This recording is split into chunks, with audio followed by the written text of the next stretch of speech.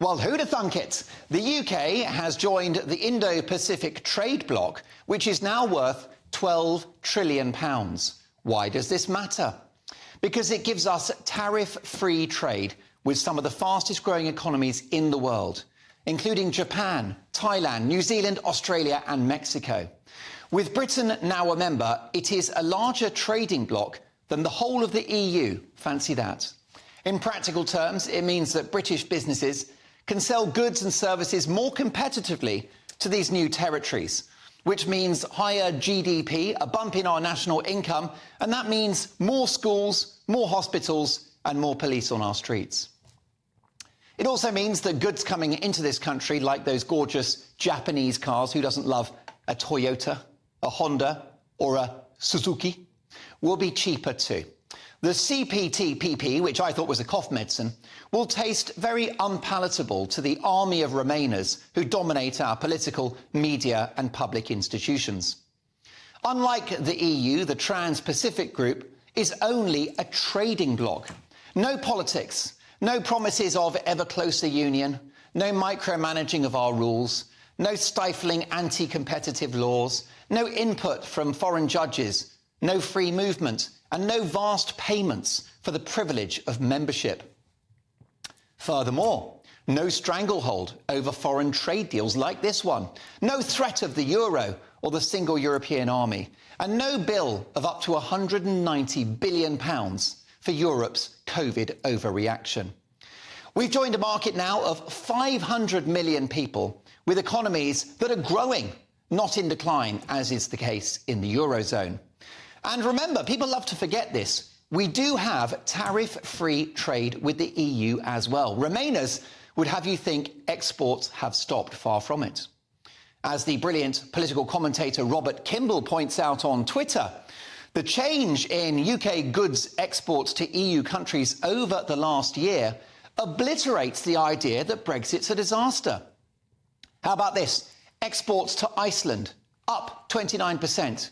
Exports to Norway, up 28%. Germany, up 11%. Ireland, up 18.2%. And stunningly, France, up almost 25% in a year. Vive la France. Joining this new bloc will slash red tape and see our global market share grow. It will boost jobs, it will boost investment, and it's a gold rush for our services industry, which is 80% of our economy. Now, credit must go to ex-Prime Minister Liz Truss during her tenure as International Trade Secretary. She crisscrossed the globe, promoting British business, initiating trade discussions and laying the foundations for this new deal. Well done, Liz. Credit too to our formidable Trade Secretary, Kemi Badenoch, who got this across the line. A future Prime Minister. Watch this space. And can we deal with this myth that Brexit has reduced our economy by 4% or ever will?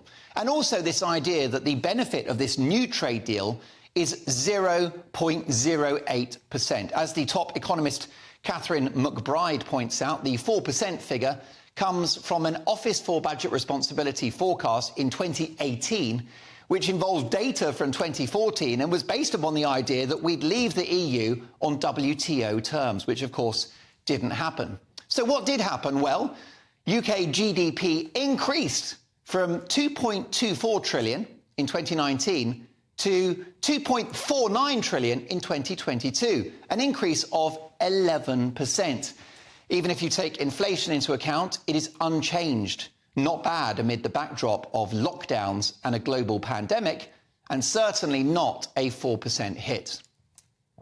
Listen, there are problems with Brexit. I won't gaslight the businesses struggling or indeed giving up the idea of exporting because of horrific red tape, time lags and extra costs. It really is tough for a lot of small businesses.